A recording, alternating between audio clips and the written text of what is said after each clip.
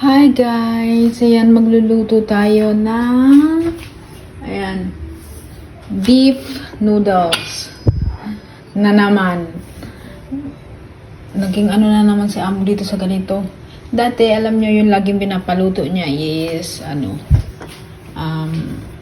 spaghetti. Tapos ngayon, yan na naman, beef rice noodles. Ewan ko sa taong to kung anong magustuhan niya. Talagang inaaraw-araw. Hindi araw-araw, every other day. Nakakasawa din. Pero masarap naman siya. At ayan yung ilalagay natin. Yan. Tara na, umpisahan na natin. Ayan, nagpakulo na pala ako ng tubig doon. Ilalagay ko na tong noodles.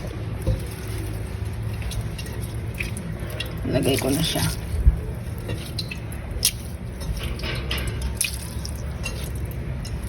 Ayan. And ayan, maglalagay na ako ng mantika sa kawali. Tapos ito pala yung karne. Marinate ko na yan kanina pa sa toyo and wine. Tapos bawang. Maaga akong nagluto, mag 2:30 pa lang. Nagluto na ako kasi alis kami ni Amo alas 3. Naliligo pa ako. Sasalang ko lang to kasi ayusin namin yung bank account ko. Ayan, mainit na yung mantika. Lagay na natin ito.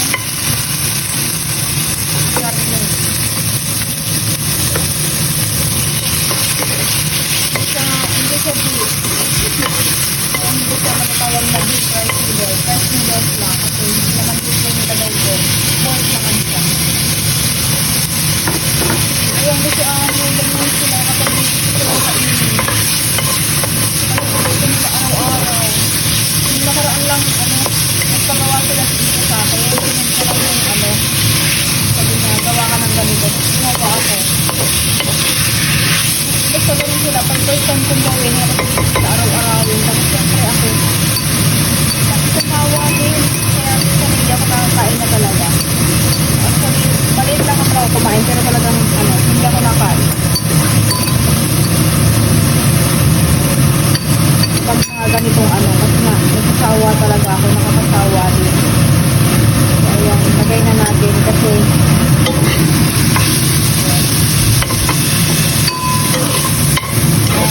siyempre, okay na yan. Ilagay na natin itong kamatis.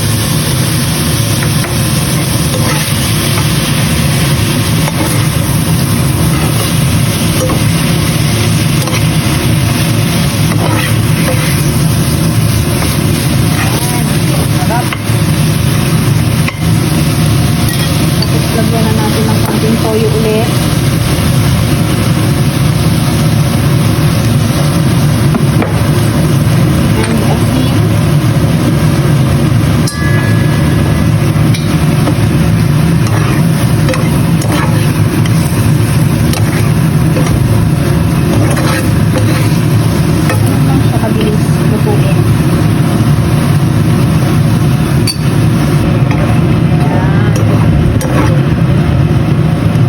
Okay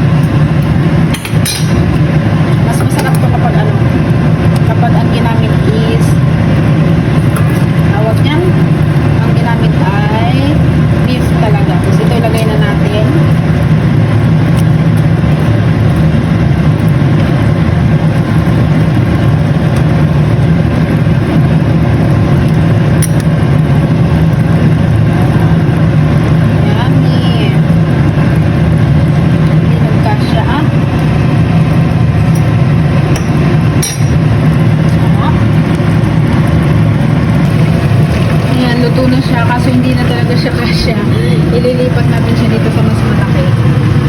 Ay, nako na Nar. Bakit hindi siya nagkasya? Dati naman kasya yan. Wait lang.